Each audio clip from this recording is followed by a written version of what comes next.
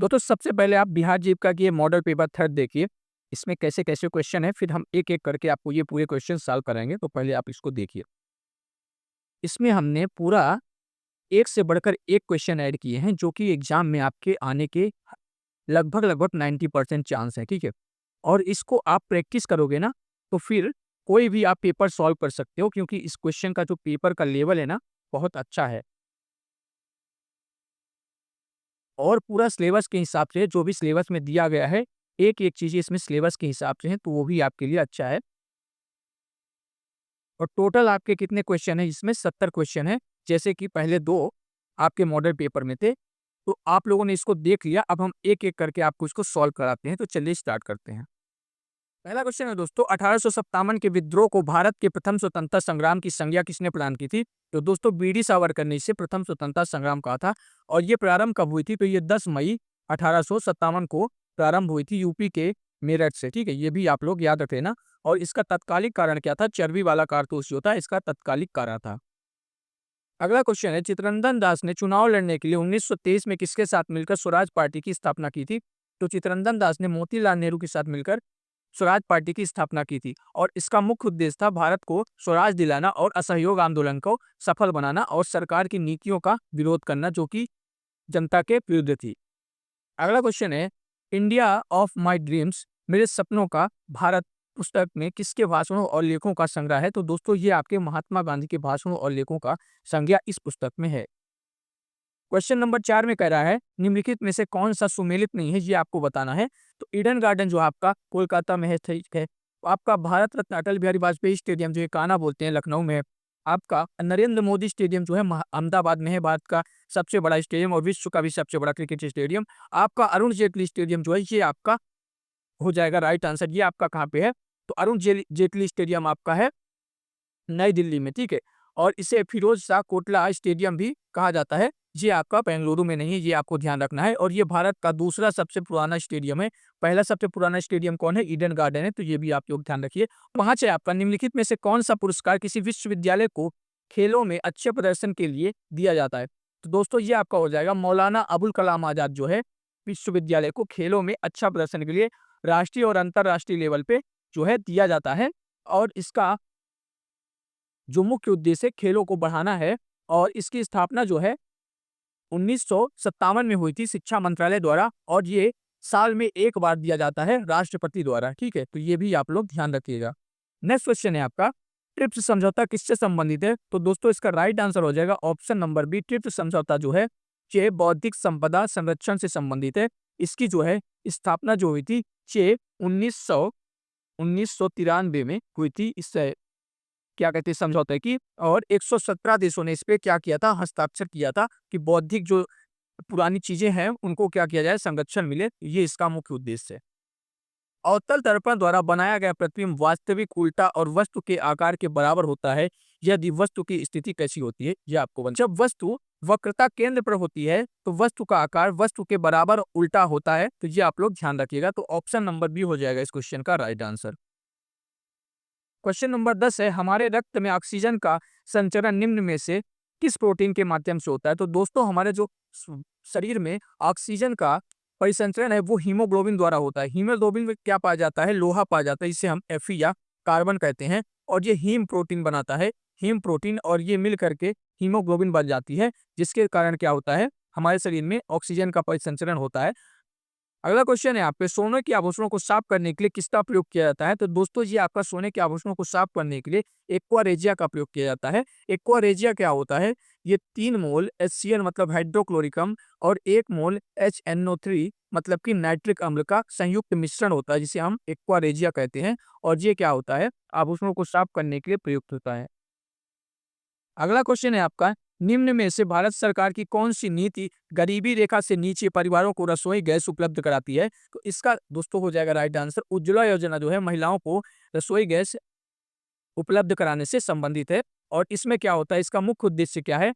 एक स्वच्छ ईंधन भारत के घर घर में पहुंचाना, जिससे महिलाओं का सशक्तिकरण हो सके, उनमें होने वाली जो बीमारियां हैं जैसे धुएं से, वो आपको दूर की जा सके। और इसकी शुरुआत हुई थी 1 मई 2016 को यूपी के बलिया से इसकी शुरुआत हुई थी नरेंद्र मोदी के द्वारा 1 मई 2016 को।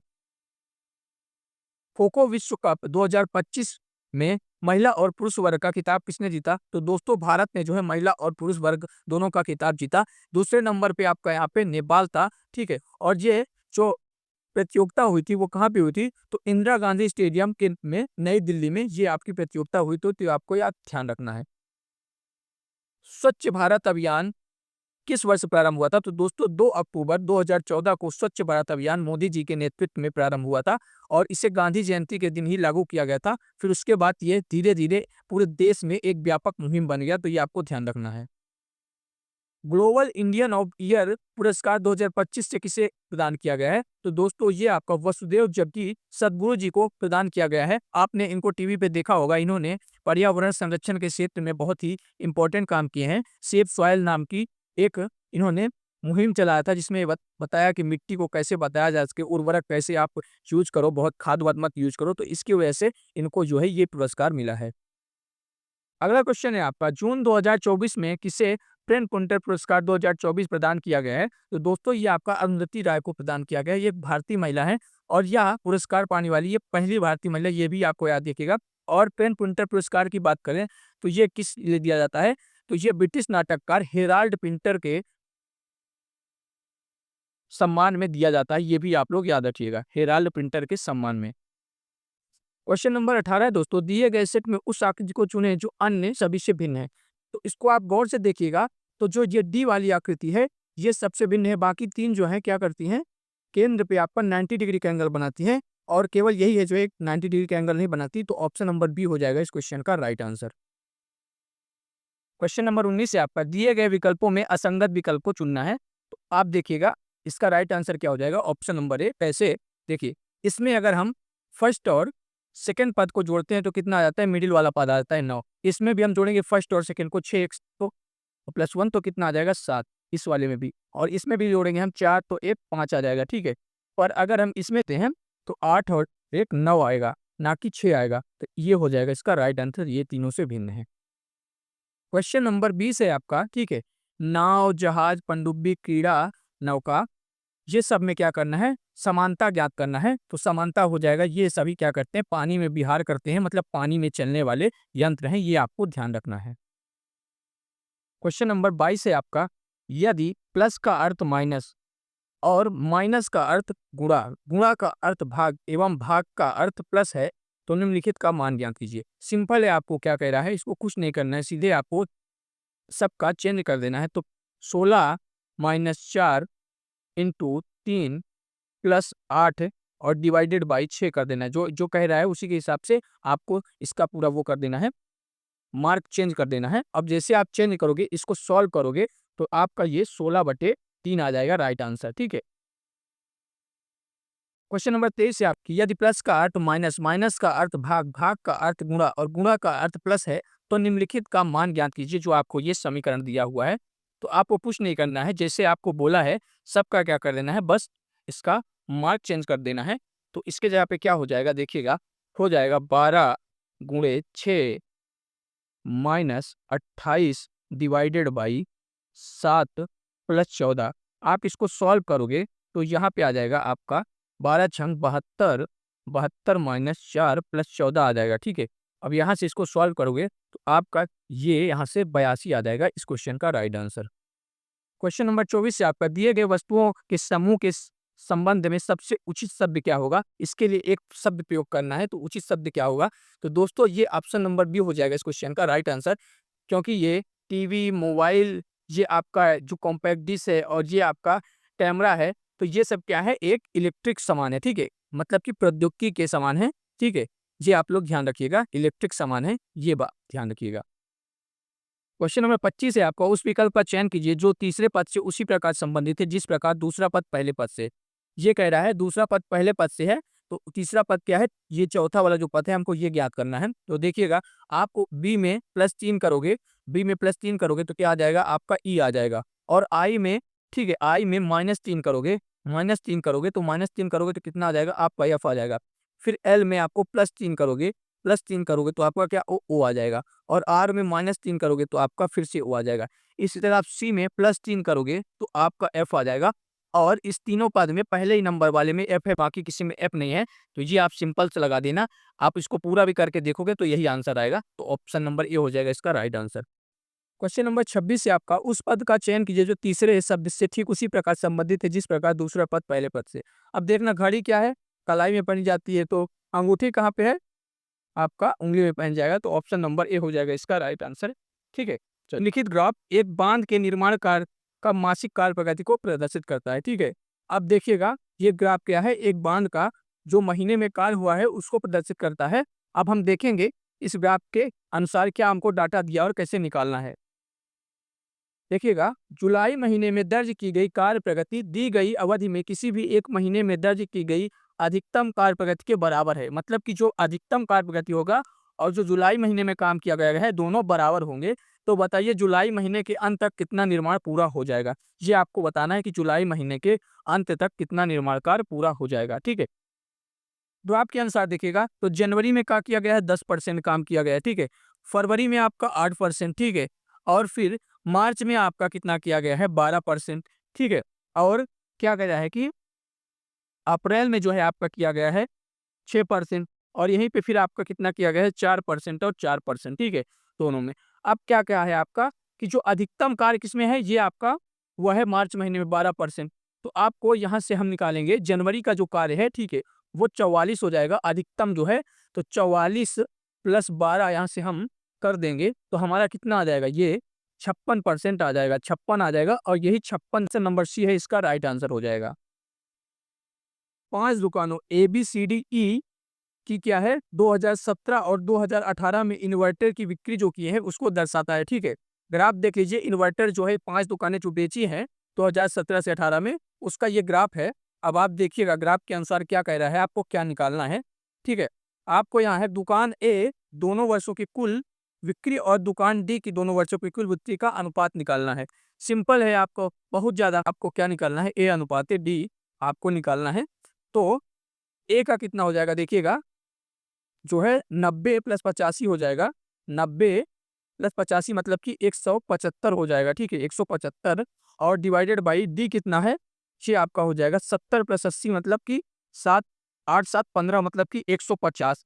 अगर हम इसको काटेंगे तो कितना आ जाएगा, ये आपका आ जाएगा 7:6 आ जाएगा। आप इसको देखिएगा 7:6 आ जाएगा इसका राइट आंसर। तो आप देख लीजिएगा ऑप्शन नंबर डी हो जाएगा इस क्वेश्चन का राइट आंसर। ठीक है, 29 है आपका, कह रहा है XYZ द्वारा 2015 में बनाए गए विभिन्न प्रकार के कपड़ों उत्पादन की जानकारी को दर्शाता है। मतलब कि XYZ जो है, और क्या करना है, ठीक है, ये इतने कपड़े बनाए गए हैं, मतलब कि 2015 में कितने कितने परसेंट बनाए गए हैं ये आप देख लीजिएगा। और आपको क्या करना है, जो सैटिन का कपड़ा है मतलब कि ये वाला, ठीक है, ये आपको निकालना है। और कपड़े कितने बनाए गए हैं, 1.5 लाख टन बनाए गए हैं। ठीक है, तो कह रहा है कि सैटिन के कुल कितने कपड़े बने हैं, तो 1.5 लाख टन जो है आपको इसका 1,50,000, इसको आप क्या करोगे, इक्वल टू सैटिन का कितना बना है 5% अपन 100 कर दोगे, 100 कर दोगे, यहाँ से यहाँ आप काट दोगे, तो ये आपका क्या हो जाएगा 15 50 7500, मतलब कि ऑप्शन नंबर ए हो जाएगा इस क्वेश्चन का राइट आंसर। सैटिन के 7500 कपड़े बने हैं। बाइक 50 किलोमीटर की चाल से चलती है, अपने गंतव्य स्थान पर 10 मिनट देरी से पहुंचती है। यदि बाइक 60 किलोमीटर प्रति घंटा के चाल से चलती है तो 5 किलोमीटर देरी से पहुंचती है। तो समान मार्ग पर आपको सामान्य चाल से यात्रा करने के लिए में कितना समय लगेगा, मतलब कि जो वो टाइम से पहुंचे। ठीक है, तो आपको इसको कैसे निकालना है, देखिए, चाल दूरी बराबर चाल गुणे समय। ठीक है, गुणे समय, आपको ये फार्मूला आप इसमें लगाओगे तो आपको T1 और T2 का मान दिया है, मतलब कि ये जो समय है आपका वो दिया है 10-10 करके।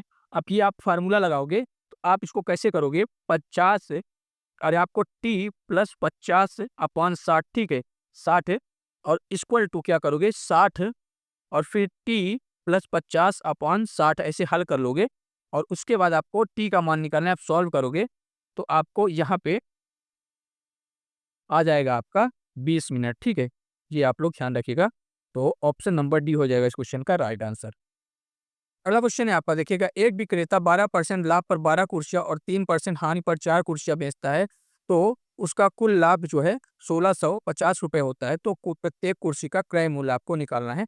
देखिए को, तो 12 इंटू एक्स का जो है 12%, ठीक है, एक्स का 12% निकालेंगे, तो ये निकालेंगे तो आपका आ जाएगा 1.44x आ जाएगा, ठीक है, x और x का 12%। अब इसी तरह हम निकाल लेंगे 4 कुर्सियों का, तो 4 कुर्सियों का हानि जो है कितना हो जाएगा, तो 4x इंटू इंटू क्या हो जाएगा, 4x इंटू एक्स का 3%, मतलब कि x इंटू 3/100। अगर इसको सॉल्व करेंगे हम तो कितना आ जाएगा, ये आ जाएगा 0.12x, ठीक है। अब ये कितना हो गया, ये हानि, ये लाभ हो गया, ये हानि हो गया। अब इसमें से हम इसको घटा देंगे, ठीक है, तो कितना आ जाएगा बताइए। यहाँ से हम देखिए 4x माइनस 0.12x, तो ये कितना आ जाएगा 1.32x के, और ये 1.32x हमारा किसके बराबर दिया बताइए, यही दिया हमारा 1650 के बराबर। तो 1650 जो है आपके किसके बराबर है, 1.32x के। तो यहाँ से हम डिवाइड कर देंगे, इससे नीचे कर देंगे, और x बराबर हमारा आ जाएगा, x बराबर जो है हमारा आ जाएगा, x बराबर 1250 आ जाएगा हमारा राइट आंसर। तो यही प्रत्येक कुर्सी का क्या है, विक्रय मूल्य। तो ऑप्शन नंबर देख बी हो जाएगा इस क्वेश्चन का राइट आंसर। अगर 20% वार्षिक है और ब्याज की गणना अर्धवार्षिक चक्रवृद्धि आधार पर की जाए तो 4,000 रुपए का 3 वर्ष में प्राप्त मिश्र धन क्या होगा। आपको कुछ नहीं निकालना है, इसमें छमाही निकाला है। तो छमाही के लिए आपको क्या करना पड़ेगा, आर अगर आपको 20% दिया है, ठीक है, तो आपको क्या करना पड़ेगा, छमाही के लिए आर आपका 10% हो जाएगा, और वर्ष आपका इतना दिया है तो इसमें 2 से गुणा कर दो, तो कितना आ जाएगा, ये 3 छमाही आ जाएगा, आपका छमाही आ जाएगा। अब आपको क्या करना है, 3 छमाही आ गया। अब आपको ए बराबर पी 1 प्लस आर अपॉन 100 ये फॉर्मूला होता है, और टी वाला फॉर्मूला आप लगा दोगे, और इसको आप अगर पूरा वैल्यू पुट करके सॉल्व करोगे तो आपका 5334 आ जाएगा इस क्वेश्चन का राइट आंसर, ठीक है। पूरा कह रहा है 12% वार्षिक ब्याज की दर से 1500 रुपए का मासिक अर्जन करने के लिए आवश्यक पूंजी कितनी होगी। देखिए आर बराबर आपको कितना दिया है, आर का मान आपको दिया है 12%, ठीक है, 12%, और एस आई का मान दिया है, ठीक है, एस आई का मान दिया है आपको 15%, मतलब कि ये जो है ब्याज की दर, ठीक है। तो मंथली के लिए आपको क्या करने का, मंथली निकालना पड़ेगा, तो आपको टी का मान कितना हो जाएगा, टी बराबर 1/12 ईयर, मतलब कि अगर आपको मंथली दिया है तो इसको आप ऐसे निकालोगे, ठीक है, वार्षिक में। तो अब देखिए यहाँ से आप ये फॉर्मूला लगा दोगे, एस आई बराबर कितना होता है, P into R into T upon 100। अब यहाँ पे आपका टी का मान कितना है, 1/12, और आर का मान आपको कितना है, आर का मान बताइएगा, आर का मान है आपको यहाँ पे 12%, और एस आई का मान है 15%। इस समीकरण तीनों का आप वैल्यू पुट कर दो, कितना यहाँ पे आपका राइट आंसर जो हो जाएगा ऑप्शन नंबर बी हो जाएगा, 1.5 लाख हो जाएगा, ठीक है। चलिए नंबर आपका 35 है। 10 पारियों के बाद किसी बल्लेबाज का प्रति पारी औसत 52 था, 12 पारियों के बाद औसत बढ़कर 54 हो गया, मतलब 2 पारी और खेला तो औसत बढ़ के 54 हो गया। यदि बल्लेबाज ने पिछली पारी में, अगर मतलब कि पिछली जो 2 पारी है उसकी तुलना में 12वीं पारी में क्या है 16 रन अधिक बनाए, तो 11वीं पारी में कितने रन बनाए ये आपको बताना है, ठीक है। तो आपको इसका राइट आंसर हो जाएगा ऑप्शन नंबर बी 56 हो जाएगा। आप इसको सॉल्व करिएगा, नहीं आया तो कमेंट करिएगा, हम आपको इसको कम्युनिटी पोस्ट में इसका सॉल्यूशन डाल देंगे, यहाँ पे सॉल्व करेंगे। तो अगर 30 मिनट से ऊपर का वीडियो हो जाएगा तो इस मोबाइल से एडिट हम नहीं कर पाएंगे, ठीक है। चलिए, शिवानी और परिणीता के बीच कोई धनराशि 5:7 के अनुपात में बांटी गई है। यदि परिणीता शिवानी को 5 रुपए देती है तो अनुपात क्या है, 3:4 हो जाता है, ठीक है। तो विभाजित की गई धनराशि ज्ञात कीजिए। देखिए सिंपल सा है, आप मान लीजिए 5x और क्या है 7x, ठीक है, 7x है। अब पहले क्या था, पहले का अनुपात था 5x और 7x था, ठीक है। अब क्या किया उसने, 5 रुपए दे दिए तो 5x हो गया, और उसने 5 रुपए लिए तो -5x हुआ, और किसके बराबर हो गया, 3/4 के बराबर, ठीक है। तो यहाँ से अगर आप सॉल्व करोगे तो कितना आ जाएगा, x बराबर आपका आ जाएगा 30×5 = 35, x बराबर 35 आ जाएगा आपको। और वहीं पे टोटल कितना हो जाएगा बताइए, 7×5 = 12, अगर टोटल जोड़ेंगे तो कितना हो जाएगा 12x, ठीक है, 12x। तो 12x कितने बराबर है, 12 इंटू 35 कर देंगे तो कितना हो जाएगा 420 हो जाएगा इस क्वेश्चन का राइट आंसर, ठीक है। तो ऑप्शन नंबर बी हो जाएगा इस क्वेश्चन का राइट आंसर, आप लोग देख लीजिएगा। ये वाला भी क्वेश्चन है, इसको भी देख लीजिएगा। तो इसका राइट आंसर क्या होगा, इसका राइट आंसर हो जाएगा आपका 200 247, 247 हो जाएगा इस क्वेश्चन का राइट आंसर। आप लोग सॉल्व करिएगा, नहीं आएगा तो फिर हमको बताइएगा। परीक्षा में उत्तीर्ण होने के लिए टोनी को न्यूनतम 40% अंक चाहिए थे, उसे 120 अंक प्राप्त हुए और 30 अंक से फेल हुआ। मतलब 40% अंक आपके किसके बराबर है, देखिए 40% जो है, 40% इक्वल टू किसके है, 120, 120 प्लस 30 मतलब 130। मतलब इतना पा जाता तो वो पास हो जाता। तो 40% बराबर हो गया 30%, इसको जोड़ेंगे तो कितना आ जाएगा, 40% आपका, 40% किसके बराबर हो जाएगा, 150 के बराबर, 150 के बराबर। तो यहाँ से अगर हम 50% को 100% निकालेंगे तो 100% कितने के बराबर हो जाएगा, 150/40, ठीक है, इंटू 40। अगर हम 100 से गुणा कर देंगे दोनों तरफ तो 100% हो जाएगा। अब यहाँ से अगर हम सॉल्व कर लेंगे तो हमारा पूर्णांक कितना आ जाएगा, 375 आ जाएगा। आप लोग सॉल्व करके देखिएगा, 375 आ जाएगा इस क्वेश्चन का राइट आंसर। इस वाले क्वेश्चन में एड्रेस दिया है, ये वाला एड्रेस है और आपको मैच कराना है कि नीचे वाले एड्रेस से कौन सा एड्रेस इससे एग्जैक्ट मेल खाता है, आपको बस यही वाला कराना है। तो आप इसको देखिएगा यहाँ पे, तो जो ये आपका एड्रेस है डिमेल्लो रोड गोवा, ठीक है, तो डिमेल्लो रोड गोवा, ठीक है, और उसके पहले लिनेट मॉन्टिरियो, ठीक है, अब देखिएगा लिनेट मॉन्टिरियो डिमेल्लो रोड गोवा, ठीक है, ये आपका मिल रहा है। ऑप्शन नंबर क्या है आपका, ए हो जाएगा इसका राइट आंसर, ए वाला मिल रहा है। इसमें देखिए मॉन्टिरियो में टी बड़ी हो गई और इस वाले में देखिएगा डिमेल ललो हो गया, ठीक है, ये भी गलत हो गया आपका। और इसमें भी देखिएगा गोवा की जगह हो गया गोवा लिख दिया, तो ये भी आपका गलत हो गया। तो इसका क्या हो, इसमें भी आपका वही सेम चीज दिया है जो पिछली बार दिया था, ठीक है, कोमल, सिराली, वेंकटेश राख, शौक, नामपल्ली, और ये क्या दिया है, एड्रेस दिया है 74। अब आपको इससे मेल खाना है तो इसका 40 का क्या हो जाएगा right answer, option number B हो जाएगा। आप लोग मिला के देख लीजिएगा। बोलिए 41 नंबर क्वेश्चन देखिएगा, निम्नलिखित में से कौन सा वर्ड प्रोसेसिंग पैकेज नहीं है, तो ये आपका क्या हो जाएगा दोस्तों, ऑप्शन नंबर डी जो है ये आपका राइट आंसर होगा। मतलब कि एडोबे सॉफ्टवेयर फोटोशॉप जो है ये क्या है, वर्ड प्रोसेसिंग पैकेज नहीं है, ये क्या है, एक फोटो एडिटिंग सॉफ्टवेयर है, ये आप लोग ध्यान रखिएगा। MS वर्ड 365 की पैराग्राफ फॉर्मेटिंग में निम्नलिखित में से कौन सा ऑप्शन मौजूद होता है, तो देखिए लाइन स्पेसिंग जो है इसमें मौजूद होता है, तो ऑप्शन डी हो जाएगा इस क्वेश्चन का राइट आंसर। MS एक्सेल 365 में वी लुकअप फंक्शन का मुख्य उपयोग किस लिए किया जाता है, ये आपको बताना है, इसका क्या हो जाएगा। तो दोस्तों इसका जो है किसी टेबल में कोई वैल्यू जोड़ने और संगत वैल्यू प्रदान करने के लिए इसका उपयोग किया जाता है, तो ऑप्शन नंबर ए हो जाएगा इस क्वेश्चन का राइट आंसर।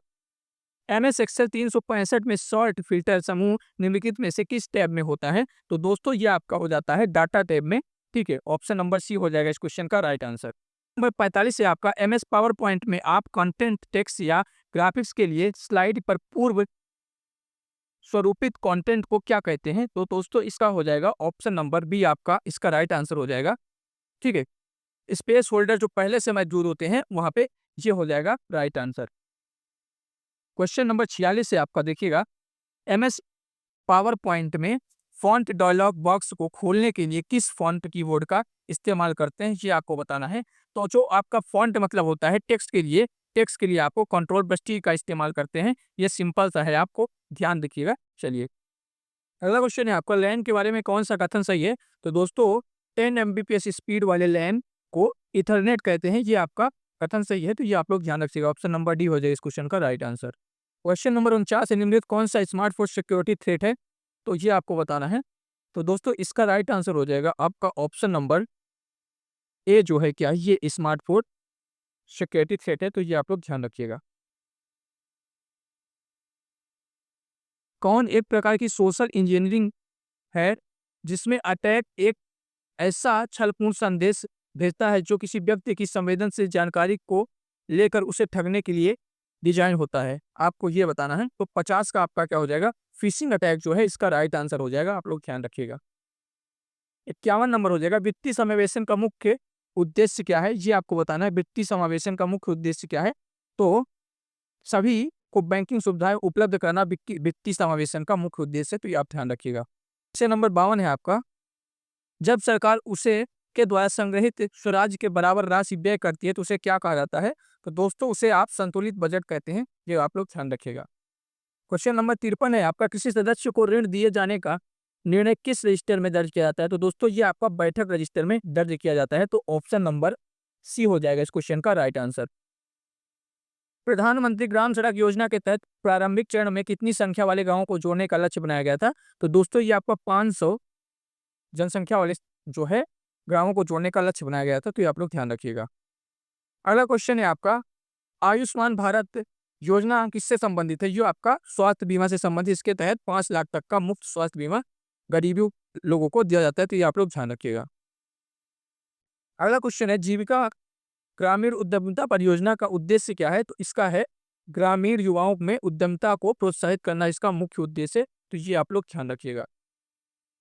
योजना अंतर्गत ऋण राशि का भुगतान कितने किस्तों में निर्धारित किया गया है? तो दोस्तों ये आपका जो है 84 किस्तों में निर्धारित किया गया है, ये आप लोग ध्यान रखिएगा। 84 किस्तों। बिहार कौशल मिशन में कोर्स और ट्रेनिंग खोजने के लिए कौन सी सुविधा उपलब्ध की जाती है? तो दोस्तों इसका हो जाएगा आपका फाइंड सेंटर जो है, ये आपका रोज जो है ट्रेनिंग खोजने के लिए उपलब्ध किए जाते हैं।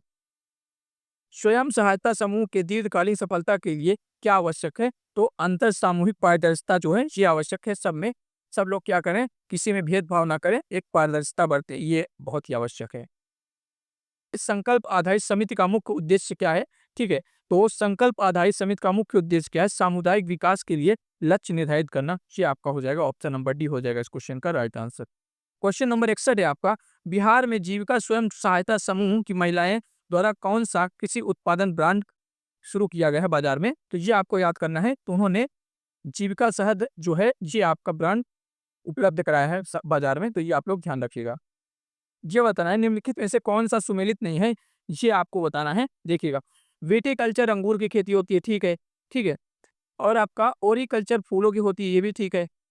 और पोमोलॉजी क्या है, फूलों से संबंधित है, ये भी ठीक है। बट जो आपका फ्लोरिकल्चर है ये आपका पेड़ों और झाड़ियों से नहीं है, ये आपकी सिर्फ है सब्जियों से है, ठीक है, सब्जियों से है, तो ये आपका सब्जियों के है, तो ऑप्शन नंबर बी हो जाएगा इस क्वेश्चन का right answer. Make in India कार्यक्रम किस क्षेत्र को बढ़ावा देने के लिए शुरू किया गया? तो ये जो है आपका दोस्तों औद्योगिक क्षेत्र को बढ़ावा देने के लिए किया गया था। यहाँ पे क्या है, मतलब कि भारत का औद्योगिक विकास हो सके, भारत अपना सामान जो है भारत में ही बनाए, भारत में ही बेचे, तो इससे क्या होगा, मतलब हमारी जीडीपी जो है बढ़ेगी, तो आप लोग ध्यान रखिएगा। अगला क्वेश्चन है आपका, मनरेगा के अंतर्गत कामगार को सामान्य कितने किलोमीटर दूरी के भीतर कार्य प्राप्त करने का अधिकार है? तो ये आपका 5 किलोमीटर दायरे के अंदर उसके जो घर है उससे प्राप्त करने का अधिकार है, ये आप लोग ध्यान रखिएगा।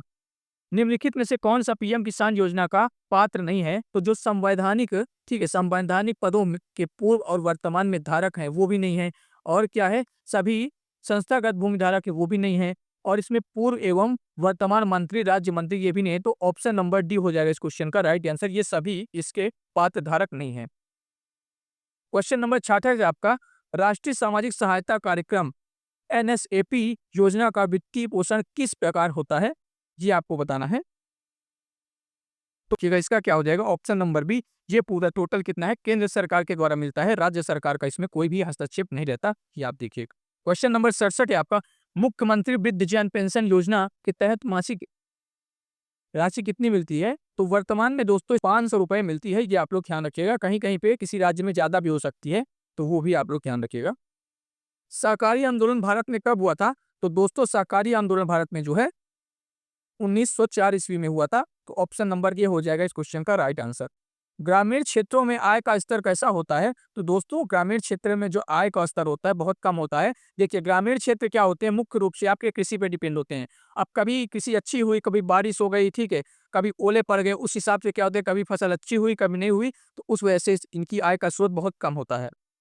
नेक्स्ट क्वेश्चन है आपका, ग्राम पंचायत की आय का स्रोत नहीं है। इसमें ग्राम पंचायत की जो आय का स्रोत नहीं है वो क्या है, ठीक है, तो ये आपका बाजार से उधारी जो है ये इसके आय का स्रोत नहीं है, तो ऑप्शन नंबर सी हो जाएगा इस क्वेश्चन का राइट आंसर। ठीक है, अब आपका यहाँ पे मैंने टोटल टोटल यहाँ पे मैंने आपका 3 मॉडल पेपर करा दिया है। मैंने टेलीग्राम पे अपना पहला वाला मॉडल पेपर अपलोड कर दिया था, दूसरा भी कर दिया था शायद से, और तीसरा वाला भी आपको ये कर दूंगा। ये सब मॉडल पेपर बहुत सिलेक्टेड क्वेश्चन है, आपके लिए चुन चुन के लाया गया है। और देखिए मैथ वाले पेपर में थोड़ा सा यहाँ पे स्पेस ना होने की वजह से ना हम डिटेल में सॉल्व नहीं करा पाते, तो उसको हम किसी दिन व्हाइट बोर्ड पे सॉल्व करा देंगे। आप लोग वो क्वेश्चन अगर आपको नहीं आया, कोई दिक्कत है तो नोट कर लीजिएगा और हमसे पूछिएगा, तो हम व्हाइट बोर्ड में आपको वो सॉल्व करा देंगे, या फिर लाइव क्लास जब करेंगे तो वो आप लोग क्वेश्चन लेके आइएगा, वो भी हम सॉल्व करा देंगे। ठीक है, चलिए। तो इस वीडियो में इतना ही, मिलते हैं अगले वीडियो में, तब तक के लिए bye bye, take care, have a nice day.